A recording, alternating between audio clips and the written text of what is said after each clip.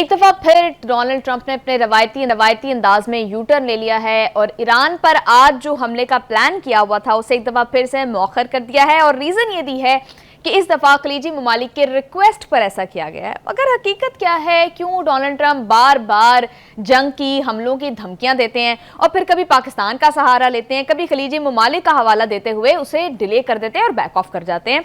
तो क्या, और फिर इंपॉर्टेंटली, क्या ये डिले जिसकी वो बात कर रहे हैं सिर्फ वाकई 2-3 दिन के लिए, या इस तरह की तमाम तर धमकियां ब्लफ से ज्यादा कुछ नहीं है? इस पर बुखारी साहब का तज्जिया लेंगे।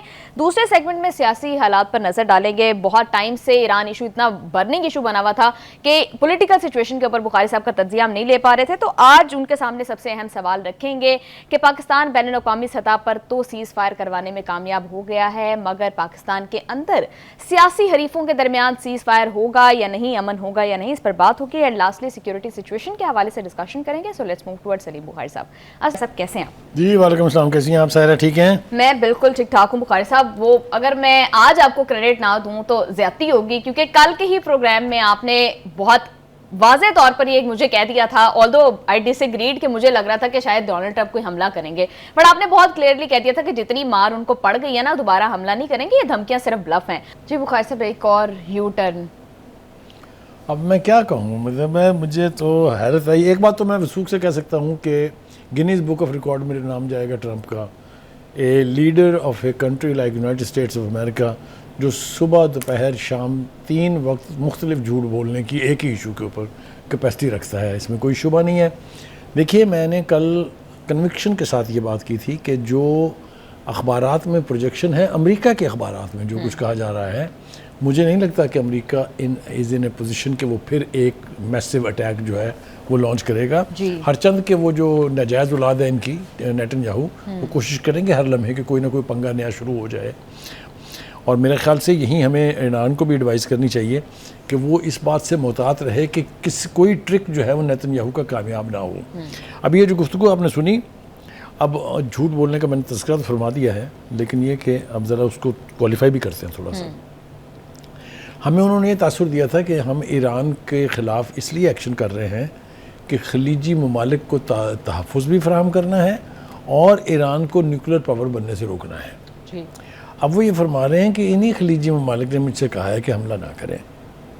अब आप देखिए कि मुखासमत का जो लेवल इस वक्त ईरान और यूएई के दरमियान चल रहा है, कैन यू इमेजिन कि यूएई कहेगा ट्रंप से कि हमला ना करें ईरान के ऊपर? तो ये करीन अज़ क़यास बात नहीं है।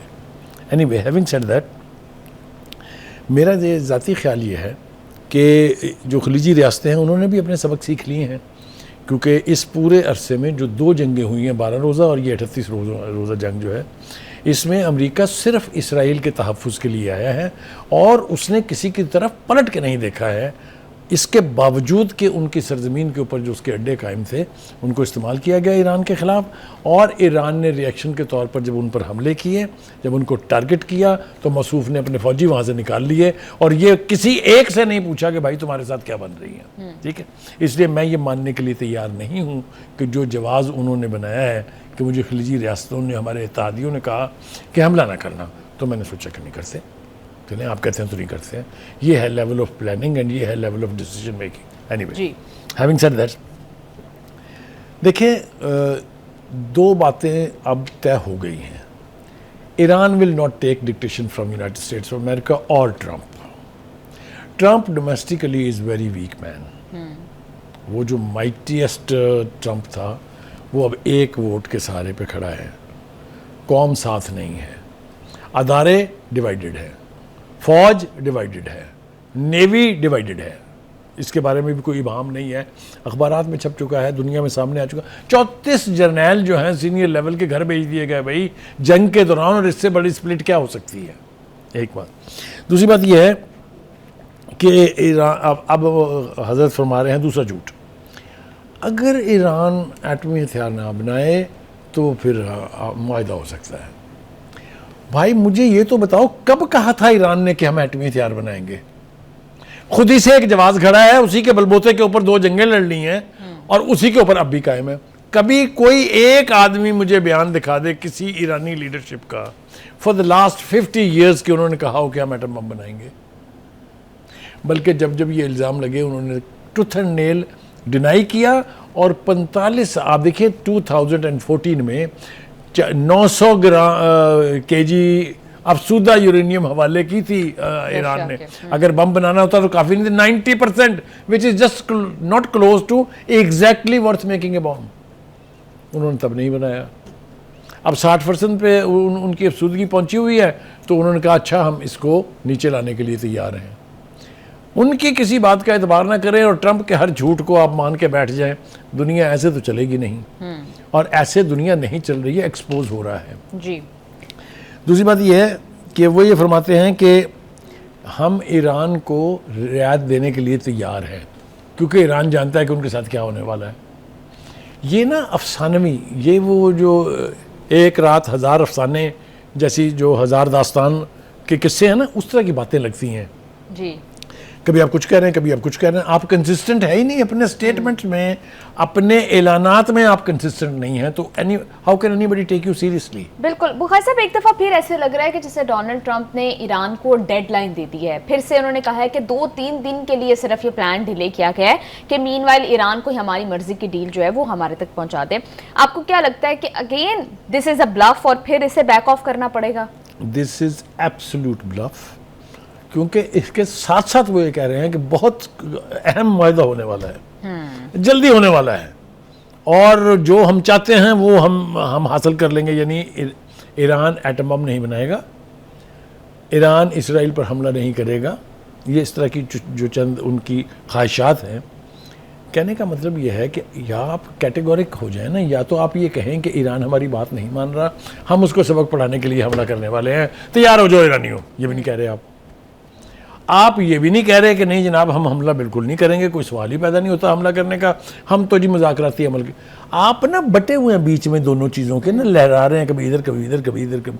तो दो कश्तियों में चलने वाले पाँव रखने वाले सवारों का क्या हाल होता है, अंदाज़ा तो होगा ना आपको। जी बिल्कुल बुखारी साहब, अभी रिसेंट जो प्रपोजल सामने आ रही हैं, जिस तरह की बातें दोनों साइड से हो रही हैं, अब यूँ लग रहा है कि बात सिर्फ न्यूक्लियर के ऊपर हो रही है या होगी, सिर्फ अफजूदा यूरेनियम के ऊपर बात होगी। तो ईरान तो ऑलरेडी एग्रीड है न्यूक्लियर बॉम्ब ना बनाने के लिए। मीनवाइल डोनाल्ड ट्रंप की रेड लाइन भी यही है, तो फिर मुआहिदा हो क्यों नहीं रहा, फिर बात फंसी कहाँ है? देखिए जो बात फंसी हुई है, ये तो मुझे कहते हुए मेरे ख्याल से 3 महीने हो गए हैं, जंग से पहले से कह रहा हूँ मैं। और वो क्या है, वो ये कि अमेरिका को एक प्रेस्टीज चाहिए, एक सेफ एग्जिट चाहिए। बात कर रहा हूँ मैं मुसलसल से कि नहीं, उसको फेस सेविंग चाहिए। वो जलील हो चुका है पूरी अपनी तारीख में, तमाम जंगें लड़ के, किसी जंग में आज तक कामयाब नहीं हुआ वो। आप जापान की जंग ले लें, आप कोरिया की जंग ले लें, आप वियतनाम की जंग ले लें, आप इराक की जंग ले लें, आप अफगानिस्तान की जंग ले लें, वो भाई कितने सबूत दूँ मैं आपको, हर जगह से जलील होकर निकले हैं अमेरिकन। उसकी ख्वाहिश हो सकती है उसके अंदर कि मैं इस दफ़ा जलील होकर ना निकलूं, लेकिन उसका हर दूसरा फैसला, हर दूसरा ऐलान उसको मज़ीद जलील होने के लिए यानी मौके फराहम कर रहा है। तो कहने का मतलब ये है, क्योंकि अगर ये सूरत हाल ना हो ना जो मैं कह रहा हूँ, तो ईरान इतनी स्ट्रॉन्ग पोजीशंस ना ले। जी 3 दफ़ा आ चुकी हैं ना अमेरिकन प्रपोजल्स, तीनों दफ़ा उसके काउंटर के जवाब में उन्होंने उससे ज़्यादा स्ट्रॉन्ग प्रपोजल्स दिए या नहीं दिए। अब ये धमकियाँ दे रहे हैं ना, उसके जवाब तो मैं ज़रा पेश करूँ अगर आप इजाज़त दें मुझे। तो ईरानी फ़ौज ने कहा है कि दोबारा अमरीकी हमला हुआ तो हम ट्रिगर दबाने के लिए तैयार हैं और जवाबी कार्रवाई वसी पैमाने पर होगी। 3 तरह का जवाब दिया जाएगा, फौरी, फैसला कुन और ताकतवर। Look at the selection of words and look at the conviction with which they are being said. आगे, अमेरिका और इसके इत्तेहादी किसी भी नई स्ट्रेटजिक गलती या गलत अंदाजे के मुर्तकब ना हो, वरना तारीखी सबक सिखाया जाएगा। ये कह रही है ईरानी फौज। आगे चलिए, पार्लिमानी जो सिक्योरिटी कमीशन है उसके तर्जमान का दावा है कि किसी भी जारियत के जवाब में ट्रंप को मजीद शर्मिंदा होना पड़ेगा। हाँ जी, गौर से सुनते जाइए। अमेरिका को सफारतकारी और हमारी शरायत के सामने हथियार डालना होंगे या फिर हमारे मिसाइलों की ताकत का सामना करना होगा। बुखारी साहब, ये वही इब्राहिम रज़ाई साहब हैं जिन्होंने शायद ये प्रॉबेबली इन्होंने कहा था कि अगर दोबारा हमला किया गया तो ईरान न्यूक्लियर हथियार बना लेगा, या एटलीस्ट इसके ऊपर सीरियसली पार्लियामेंट के अंदर गौर वक़ौज़ शुरू हो चुका है। तो क्या इस खतरे का इदराक भी अमेरिका में मौजूद है? आपको याद है वो तू मैनू छेड़ेगा? हाँ जी जितना बार बार वो कह रहे हैं ईरान एटमी बम बनाएगा, इसने बनाना है, इसने बनाना है, वो अल्टीमेटली कहीं ये ना हो कि अच्छा वो कहेंगे जनाब ये पड़ी है आपकी एनपीटी, ठीक है, हम धमाका करने जा रहे हैं जी, रोक सकते हैं तो रोक लें। ईरान आप के मुझे लिए- बताएं, अमेरिका वाहद सुपर पावर था ना जिसके पास एटम बम था। बरतानिया को रोक लिया, फ्रांस को रोक लिया, चाइना को रोक लिया, रशिया को रोक लिया, पाकिस्तान को रोक लिया, इंडिया को रोक लिया, इसराइल को रोका। तो ये why should Iran be an exception? और दूसरी बात ये है कि मैं आपको बताऊं, चीज़ें इतनी फास्ट हो रही हैं। अभी वो रूसी वज़ीर ख़ारजा का जो बयान है उसके ऊपर भी आएंगे। जी। उसने तो कहा है कि as an NPT signatory this is the right of the Iranian nation to develop nuclear program, और यूरेनियम अफरूदा करना उसका राइट है। आपने देखा कितना कैटेगोरिक ज़बान में बात की है। ये ईरान का दूसरा अहम स्टेटमेंट है मेरे नज़दीक। रशिया का, इससे जी। पहले उन्होंने अमेरिका से कहा था कि याद रहे ईरान इज़ नॉट अलोन। ये भी वहाँ का फॉरेन मिनिस्टर जो है ना वो जोकर नहीं है। वहाँ का फॉरेन मिनिस्टर जो है ना what he says he means it. इसी तरीके से ये दौरा हुआ है ना ट्रंप का, चाइना ने भी ईरान की किसी पोजीशन के ऊपर कॉम्प्रोमाइज़ नहीं किया है। अगर आपने हुर्मुज़ खोलना है तो ईरान तो कह रहा है खुली हुई है, तो किसने हटना है वहाँ से जिन्होंने उसका घिराव किया हुआ है? कौन है वो? अमेरिकन। जो नाकाबंदी की हुई है अमेरिकन ने की हुई है ना। और फिर उन्होंने क्या कहा? उन्होंने कहा ये जंग होनी ही नहीं चाहिए थी क्योंकि ये इलीगल थी, और इस जंग को दोबारा नहीं होना चाहिए क्योंकि ये इलीगल है। ये है स्टेटेड पोजीशन या नहीं? तो ट्रंप तो हर गुजरते दिन के साथ कोने में घुस रहे हैं। लेकिन वो बढ़ के मारना जो है ना, वो एक पुरानी मिसाल है, मेरे ख्याल से यहाँ सुना देनी चाहिए। वो ये कि वो जो होते हैं ना कुछ लोग, वो जो होते हैं कमज़ोर, वो कहते हैं इबके मार साले, उसके एक और पड़ता है, कहता अब के मार। वो ना को 10-12 थप्पड़ खा लेता है ये क्या क्या कि इबके मार। तो कहने का मतलब ये है कि ये जो ट्रंप साहब धमकियाँ दे रहे हैं, इनकी धमकियों का असर ज़ायल होता जा रहा है। जितनी वो धमकी देते हैं उससे 4 गुना स्ट्रॉन्ग स्टेटमेंट आता है ईरानियन साइड से। जी। ये फैक्ट्स है, हमारे सामने खुले पड़े हैं सारे। बिल्कुल। मसूद पचकियान कहते हैं कि अमेरिका से मुज़ाकरात का मतलब किसी सूरत हथियार डालना नहीं है। हम ईरान के मुफादात और इज़्ज़त व वक़ार की हर कीमत पर हिफाजत करेंगे। उससे भी पहले सुप्रीम लीडर के जो मिलिट्री सेक्रेटरी हैं मोहसिन रज़ाई, उन्होंने कहा है कि उन्होंने सदर ट्रंप पर तंज करते हुए कहा है कि जिन्होंने हमले की डेडलाइन दी थी फिर खुद ही उसे ये कहकर मुस्तरद कर दिया कि उन्हें उम्मीद है कि ईरान हथियार डाल देगा और मुआहदे में दस्तखत हो। वो यार ये क्या हो रहा है? ये गुड्डी गुड्डी का क्या खेल खेला जा रहा है? आपने पूरी कुव्वत के साथ ईरान के ऊपर मिल के इसराइल के साथ हमला करके देख लिया, आप उसको फतेह नहीं कर चुके हैं। ये वो हकीकत है जिसको मानने के लिए ये सारे पंगे कर रहे हैं ट्रंप साहब, और कुछ नहीं है इसके पीछे। जी बुखारी साहब, आप ठीक कह रहे हैं। बुखारी साहब, एक और मामला कि ईरान के मिसाइलों के हवाले से, ईरान की मिलिट्री सिचुएशन के हवाले से रिपीटेडली रिपोर्ट्स आ रही हैं और आप भी वेस्ट की तरफ से रही हैं। लास्ट टाइम हमने देखा कि वन ऑफ दी जो इश्यूज थे जिनके ऊपर डोनाल्ड ट्रंप और नेतन्याहू को ईरान से मसला था और जो जवाब बनाया गया जंग का, उसमें एक मिसाइल का इशू भी था कि ईरान के मिसाइल्स की रेंज ये नहीं होनी चाहिए, ईरान के मिसाइलों से खतरा है बाकी खित्ते के ममालिक को। अब फिर ये रिपोर्ट्स आ रही हैं कि ईरान के मिसाइल स्टॉक पाइल जंग से पहले वाली सूरत हाल में पहुंच चुका है। देखिए, ये अगर तो ईरानियन दावा करें या कोई मीडिया कहीं और किसी मुल्क का वो दावा करे तो आपको उस पर यकीन करते हुए दिक्कत होती है। ये सब कुछ नक्शा नवीसी जो है ये अमेरिकन प्रेस कर रही है। ये जिस रिपोर्ट का आप हवाला दे रही हैं ये न्यूयॉर्क टाइम्स की है। उससे पहले रॉयटर्स कह चुका है। ये 2 चीज़ें इन्होंने बड़े वाज़े अंदाज में साबित कर दी हैं। एक तो ये कि अमेरिका जितने दावे कर रहा है कि उसने ईरान को तबाह कर दिया है, ये बिल्कुल बकवास है, झूठ है। मिसाइल उसकी सबसे बड़ी कुव्वत है ना, उसके बारे में न्यूयॉर्क टाइम कह रहा है कि 70% इंटैक्ट है। न्यूयॉर्क टाइम कह रहा है कि 33 में से 30 मिसाइल लॉन्चिंग साइट्स जो हैं वो उन्होंने रिस्टोर करके बहाल करके ऑपरेशनल कर दी हैं। ये इसी तरीके से राइटर ने कहा था कि जो नुकसान अमेरिका का हुआ है अभी किसी को उसका अंदाज़ा ही नहीं है कि कितना नुकसान हुआ है उन्हें उन 11 अड्डों पर जो खलीजी ममालिक में थे, और एयरफोर्स के जो तैयारे गिरे, जो नेवी का नुकसान हुआ, जो एयरक्राफ्ट कैरियर ज़ख्मी होकर जाके अपनी मुरम्मतें कराते फिरे। ये तो बड़ा मैसिव है। सिर्फ ईरान का नुकसान नहीं हुआ, ये गलत है। ये अमेरिका के टोटल एस्टिमेट के बारे में 25 अरब तो वो डॉलर तो वो कहते हैं ना कि वैसे खर्च हो गए हैं। नुकसान के अंदाजे अभी नहीं है, ये भी उनके अखबार कह रहे हैं। इसीलिए तो वो कहता है फेक न्यूज़। चाहे वो न्यूयॉर्क टाइम है, चाहे वो वाशिंगटन पोस्ट है, चाहे वो कोई एजेंसी है वहाँ की CNN, जिसको दुनिया में सबसे बड़ा क्रेडिबल टेलीविजन चैनल साबित करने की कोशिश भी अमेरिका ने की थी। उसको कहता है फेक न्यूज़, बिकॉज वो आईना दिखा रहे हैं जी। और आईना देखने के लिए हजरत जो है वो तैयार नहीं है। बिल्कुल बुखारी साहब, ईरान के मिसाइलों से पहले भी इसराइल को मसला रहा है, अब फिर इस तरह की रिपोर्ट्स के बाद क्या नेतन्याहू एक दफा फिर ये मिसाइलों वाली बात लेकर, क्योंकि अभी हम देख रहे हैं कि मंजर आम से गायब है ये पॉइंट, अभी मिसाइलों का मसला इसराइल से ज्यादा अमेरिका का है, इसलिए कि अमेरिका को पता है कि बारी हमारी भी आनी है। जिस तरीके से जिस लेवल के ऊपर ईरान ने ड्रोन्स और मिसाइल डेवलप किए हैं, सारी दुनिया उस पर हैरान है। क्या ये इल्ज़ाम नहीं लगा था इस जंग के दौरान कि उन्होंने डिगो गार्सिया के अड्डे के ऊपर हमला किया, which is 4000 miles away from Iran. ये खबर भी उड़ाई गई थी कि उसके पास एक ऐसा मिसाइल भी बन गया जो 12,000 किलोमीटर जाएगा। हमारे ऊपर भी यही इल्ज़ाम था। यहाँ तक भी कहा गया था कि अमेरिका के अंदर जो है वो, ये खुद ट्रंप ने कहा था, किसी और ने नहीं कहा था। ट्रंप ने दो बातें की थी, दोनों जाली। एक उसने कहा था कि उनके पास मिसाइल सिस्टम है और वो हम तक पहुंचने वाले हैं। दूसरा उसने कहा था कि वो एक हफ्ता पीछे हैं बम बनाने से। दोनों की दोनों बातें हवा में ज़मी बोस हो गई हैं। जो मेरे लिए एक और हैरान कुन बात है, इससे पहले कि हम रूसी वज़ीर ख़ारजा का तो हम जिक्र कर चुके हैं, वो है अब्बास अराक्ची का एक बयान। मुझे समझ में नहीं आती कि लोग तारीख से सीखते क्यों नहीं हैं। इस पूरी जंग में और इससे पहले 12 रोज़ा जंग में ये बात रोज़े रोशन की तरह वाज़े हो गई थी कि हिंदुस्तान के जो लोग थे, भारतीय लोग जो वहाँ ईरान में बसते थे, उन्होंने मोसाद के साथ मिलकर जासूसी की, उन्होंने मोसाद के साथ मिलकर वहाँ ड्रोन की फैक्ट्रियाँ लगाईं। ये सारी बातें रिकॉर्डेड हैं और अब वो फिर फरमा रहे हैं कि, और मेरे लिए बहुत हैरान कुन बयान है कि चाबहार पोर्ट जो है वो भारत के लिए गोल्डन गेट है, जहाँ से इंडिया के लिए सेंट्रल एशिया और यूरोप का रास्ता खुलता है।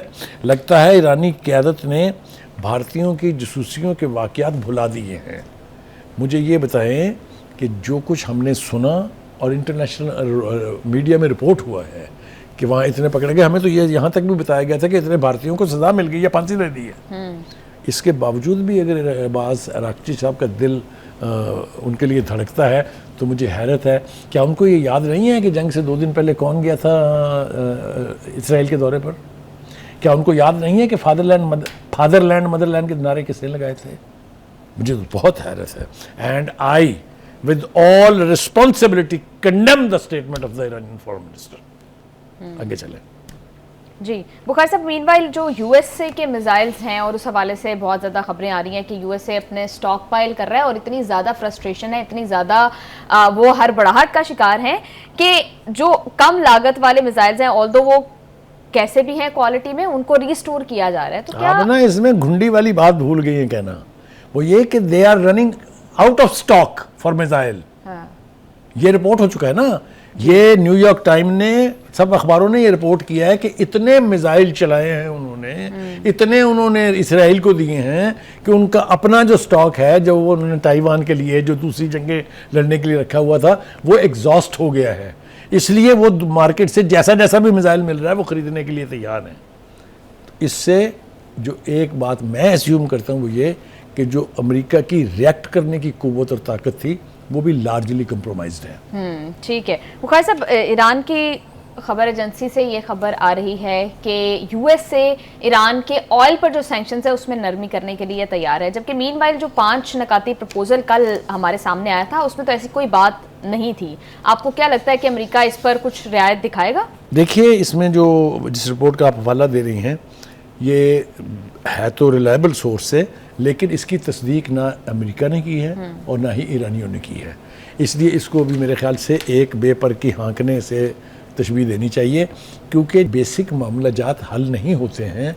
अमेरिका की तरफ से ईरान को ये इजाज़त देना, चल भाई तो अपना ऑयल बेच ले, और चाइना ईरान को क्या चाहिए, तो ऐसा मेरे ख्याल से इतनी आसानी से नहीं होगा। As a consequence of an agreement अगर ऐसा हो जाए तो फिर मुमकिन है, लेकिन अदरवाइज मुझे ऐसा होता दिखाई नहीं दे रहा है। बिल्कुल। बिकॉज अब last but not the least, straight of Hormuz के हवाले से ईरान ने एक नई अथॉरिटी बनाई है, उसका सोशल मीडिया अकाउंट भी बन गया है, तो इसका ओवरऑल सिचुएशन के ऊपर, क्योंकि स्ट्रेट ऑफ हॉर्मुज हम देख रहे हैं कि राइट नाउ सबसे इंपॉर्टेंट चौक पॉइंट बना हुआ है इस जंग के लिए। देखिए, ये बिल्कुल वही बात है, आपको अपने चिप्स ऊपर रखने होते हैं अगर आपने किसी से बैठ के बारगेन करना है, क्योंकि चाइना वाज़े अल्फाज में कह चुका है कि स्टेट ऑफ हॉर्मस के ऊपर किसी की मोनोपोली नहीं होनी चाहिए, ये उसी तरह से खुला होना चाहिए जिस तरह जंग से पहले खुला था।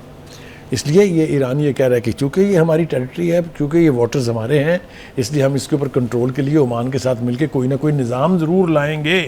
तो ये मैं समझता हूँ कि अपने बारगेनिंग चिप हाई करने के लिए एक पोजीशन है। पार्लियामेंट में वैसे एक्ट मंजूरी के लिए पेश हो गया हुआ है, बिल्कुल ठीक लेकिन हो गया लेट्स सी व्हाट भाई हैपेंस साहब, बिल्कुल फाइनली। ठीक है।